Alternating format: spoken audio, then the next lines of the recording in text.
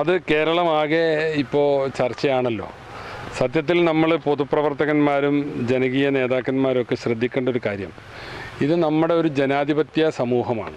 ഇവിടെ പോരായ്മകൾ ഉണ്ടാകുമ്പോൾ അതിനെതിരെ വിമർശനങ്ങൾ വരും. ആ വിമർശനങ്ങൾ നമ്മൾ സഹിഷ്ണുതയോടുകൂടി കാണണം. കേരളത്തിലെ ആരോഗ്യരംഗത്ത് നിരവധി പ്രശ്നങ്ങളുണ്ട്. ആർക്കും അത് ഇല്ലയെന്ന് പറയാൻ കഴിയുക? പിന്നെ വയറ്റിൽ കത്രിക വെച്ച് പൂട്ടൽ നമ്മൾ ഡോക്ടർമാരിപ്പോൾ സ്ഥിരമാക്കിയിരുന്നു സർക്കാർ ആശുപത്രികളിൽ. അതുപോലെ തന്നെ ഇടത്തെ കൈക്ക് അസുഖമാണെങ്കിൽ വലത്തെ കൈയാണ് കീറുന്നത്. അപ്പോൾ ഇങ്ങനെയുള്ള ആരോഗ്യരംഗത്തെ വലിയ പ്രതിസന്ധികളുണ്ട്. അതെല്ലാം ഉയർത്തിപ്പിടിച്ചുകൊണ്ടുള്ള വലിയ പ്രതിഷേധങ്ങൾ നടക്കുക സ്വാഭാവികമാണ്. അപ്പോൾ ആ പ്രതിഷേധം നടക്കുമ്പോൾ നമ്മൾ ഇന്നലെ അതിൻ്റെ വിഷ്വൽസ് കേരളമാകെ കണ്ടതാണ്. അപ്പോൾ അതുകൊണ്ട് തന്നെ അങ്ങനെയൊക്കെ ഒരു പ്രതിഷേധം ഉണ്ടായാൽ അതിൻ്റെ പേരിൽ നാട്ടിലൊരു കലാപം ഉണ്ടാക്കാൻ നമ്മളാരും നേതൃത്വം കൊടുക്കരുത്. ഇതേ കണ്ണൂർ തന്നെ ഏതാനും വർഷങ്ങൾക്ക് മുമ്പ് അന്ന് ഉമ്മൻചാണ്ടിക്ക് അപ്പുറത്തു നിന്നുള്ള പ്രതിഷേധത്തിൽ നെറ്റിക്ക് ഗുരുതരമായ പരിക്ക് പറ്റി, കല്ലേറ് തട്ടി. ഉമ്മൻചാണ്ടി അന്ന് എന്താ പറഞ്ഞത്? അന്ന് UDF തീരുമാനിച്ചത് തൊട്ടടുത്ത ദിവസം കേരളത്തിൻ്റെ മുഖ്യമന്ത്രിയാണ് ആക്രമിക്കപ്പെട്ടത്. ഒരു ഹർത്താൽ ആഹ്വാനം ചെയ്യാനുള്ള ഉദ്ദേശം ഉണ്ടായപ്പോൾ ഉമ്മൻചാണ്ടി അത് അറിഞ്ഞിട്ട് അരുത്, അത് പാടില്ല, അത് നാട്ടിൽ കുഴപ്പമുണ്ടാക്കും, ഈ സ്റ്റേറ്റ് ഒട്ടുക്കും പ്രയാസം ഉണ്ടാക്കും എന്ന് പറഞ്ഞ് എൻ്റെ മുറിവ് ഞാൻ നോക്കിക്കൊള്ളാം എന്ന് പറഞ്ഞ് പരിഹരിച്ചു. എന്നാൽ ഇവിടെ ഇല്ലാത്ത മുറിവിൻ്റെയും പരിക്കിൻ്റെയും പേരിൽ പിന്നെ ചില അക്രമങ്ങളൊക്കെയാണ് ഇന്ന് കേരളത്തിൽ നടക്കുന്നത്. ഏതായിരുന്നാലും ആ നടപടികളൊന്നും ജനാധിപത്യ കേരളം അംഗീകരിക്കില്ല.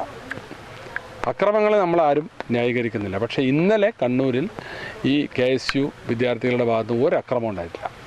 അവരുടെ പ്രതിഷേധം രേഖപ്പെടുത്തി. മന്ത്രി അവരും തമ്മിൽ 5 മീറ്റർ ദൂരം വ്യത്യാസമുണ്ട്.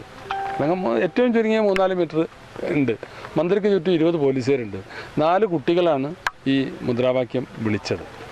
അപ്പോൾ അതുകൊണ്ട് തന്നെ ആ ഒരു സംഭവത്തെ അതിപ്പോൾ ഏറെ അപഹാസ്യമായില്ലേ ആ സംഭവത്തെ? കാരണം ഇത് പഴയ കാലമല്ലല്ലോ. എല്ലായിടത്തും CCTVയും ആളുടെ കയ്യിലൊക്കെ മൊബൈലുള്ള ഈ കാലത്ത് ഇല്ലാത്ത കഥകൾ പ്രചരിപ്പിച്ച് നാട്ടിൽ കുഴപ്പമുണ്ടാക്കാൻ പറ്റുമോ?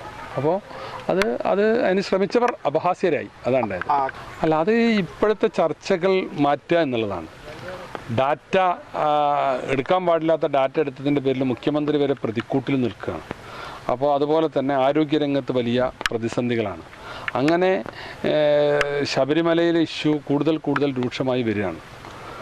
അയ്യപ്പ സംഗമത്തിൻ്റെ പേരിൽ നടന്ന അഴിമതികൾ നാട്ടിൽ വളരെയേറെ ചർച്ച ചെയ്യപ്പെടുകയാണ്. അപ്പോൾ ഇതിൻ്റെയൊക്കെ ഒന്ന് വഴിമാറ്റാൻ UDFും കോൺഗ്രസും ഒക്കെ അക്രമം കാട്ടുകയാണ് എന്ന് വരുത്തി തീർക്കാനാണ് ശ്രമിച്ചത്. പക്ഷേ അത് വളരെ എന്താ പറയുക, ദയനീയമായി പരാജയപ്പെട്ടു.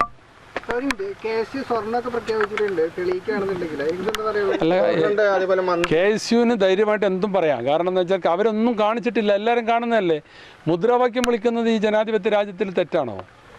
അതും പോലീസ് വലയത്തിലാണ്. എന്നിട്ട് അതിനോട് മന്ത്രി നടത്തിയ പ്രതികരണവും നമുക്ക് അംഗീകരിക്കാൻ കഴിയുമോ? അപ്പോൾ അങ്ങനെ മന്ത്രിമാർക്കെതിരെ കരിങ്കൊടിയും പ്രതിഷേധമൊക്കെ ഉണ്ടാകാറുണ്ട്. മന്ത്രിമാർ അങ്ങോട്ട് കയറി ചെല്ലാറുണ്ടോ? ഈ ആളുകൾ ഇങ്ങോട്ട് വരി കാണിച്ചു തരാമെന്നൊക്കെ പറഞ്ഞിട്ട് അങ്ങോട്ട് പോകാനുള്ള മന്ത്രി. അതൊന്നൊരു ജനാധിപത്യത്തിൽ നമ്മൾ അംഗീകരിക്കാൻ അങ്ങനെ ആ രീതി വരാൻ പാടില്ല. ഈ പ്രതിഷേധങ്ങളൊക്കെ അതേ രീതിയിൽ കാണണം. നമ്മളൊരു ചുമതല വഹിക്കുമ്പോൾ പ്രതിഷേധം ഉണ്ടാവും, വിമർശനം ഉണ്ടാവും. അപ്പോൾ അതുകൊണ്ട് അതിലവർക്ക് ചില പാളിച്ചകൾ പറ്റിയിട്ടുണ്ട് എന്നാണ് എനിക്ക് വളരെ ബഹുമാനത്തോടു കൂടി പറയാനുള്ളത്. മന്ത്രി ഐസിയുലായിരുന്നു. അതിപ്പോൾ ഞാൻ പറഞ്ഞില്ലേ, ഇനി അതിൻ്റെ ICUവിൽ പോകാൻ മാത്രമുണ്ടോ? ഒരു ട്രീറ്റ്മെൻറ്റിന് പോലും ഉണ്ടോ? ഇന്നലത്തെ യാത്ര മാറ്റി വെക്കേണ്ട കാര്യം ഉണ്ടായിരുന്നോ? ഇതൊക്കെ ഇന്ന് പത്രങ്ങളിലുണ്ട്. യാത്ര മാറ്റുന്നത് എപ്പോഴാണ്? ആരെ ഫോൺ വന്നപ്പോഴാണ്? അതിൻ്റെ മുമ്പൊന്നും യാത്ര മാറ്റാൻ പരിപാടിയില്ല. നേരെ വന്ദേ ഭാരതി വേഗം നാട്ടിലെത്തൂലേ, അല്ലെങ്കിൽ അടുത്ത ലക്ഷ്യസ്ഥാനത്ത് വേഗം എത്തുമായിരുന്നില്ലേ? പക്ഷെ അവിടുന്ന് പുതിയ തിരക്കഥയാണ്. അങ്ങനെ മന്ത്രി അങ്ങനെ ഒരു കോൾ വന്നു എന്നെല്ലാ പത്രത്തിലുണ്ട് അതിൻ്റെ ഡീറ്റെയിൽസ്, എപ്പോഴാണ് അത് മാറുന്നതെന്നൊക്കെ. അപ്പോൾ അതുകൊണ്ട് ഏതായിരുന്നാലും അത് മൊത്തം അവർക്കൊരു വാട്ടർലൂവായി, ഒരു വലിയ നാണക്കേടായി. അതാണ്ടായത്. അലനല്ലൂരിലെ സേവന രംഗത്ത് 80 വർഷത്തെ പ്രവർത്തന പരിചയമുള്ള പാലക്കാട് ജില്ലയിലെ class 1 super grade bank Alanallur service സഹകരണ ബാങ്ക് എന്നും ജനങ്ങളോടൊപ്പം.